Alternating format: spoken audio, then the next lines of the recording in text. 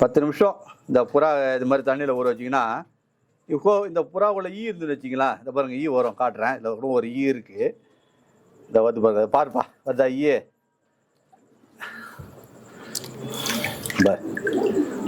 இந்த ஈ பார்த்தீங்களா, இந்த ஈ தான் அம்மா உருவாகிறது கொசு. இந்த ஈ நான் ஒன்றா கடிச்சிட்டு அம்மாவில் இன்னும் நல்லா புறாக்கு அந்த ஈ கடிச்சிதுன்னா அந்த புறாக்கு அம்மா வந்துடும். ஸோ அதுக்கு இந்த மாட்டு ஈ சொல்லுவாங்க. இந்த ஈ தான் இது மாதிரி தண்ணியில் தும்போதுன்னா இந்த ஈ வந்து இது பாருங்கள் ஆட்டோமேட்டிக்காக இதுவாகிடும். அவ்வளோதான், தண்ணியில் ஆட்டோமேட்டிக்காக அது இறந்து போயிடும். நம்ம கொல்லணும் அவசியமே இல்லை. பார்த்தீங்களா, இதுதான் அந்த ஈயோட விஷயம். இந்த தண்ணியில் அடிக்கும் போதுனா ஈ போயிடும். அப்போ ஈ வந்து இந்த அம்மை காஞ்சிடும். கூலிங் ஆனோன்னா புறாங்கள ஈஸியாக ரெக்கவர் பண்ணிடலாம். இதுக்கு மருந்து கொடுக்குறதில்ல. ஏன்னா அது மருந்து கொடுக்கூடாதுன்னா வடைக்கு கொடுத்தனால வீக் ஆகி போயிடும், வேறு ஒன்றும் கிடையாது. பாருங்கள் அந்த ஈ எவ்வளோ தண்ணியில் இருந்து கூட உணவு பாருங்கள் அப்படியே நடக்குது பாருங்கள்.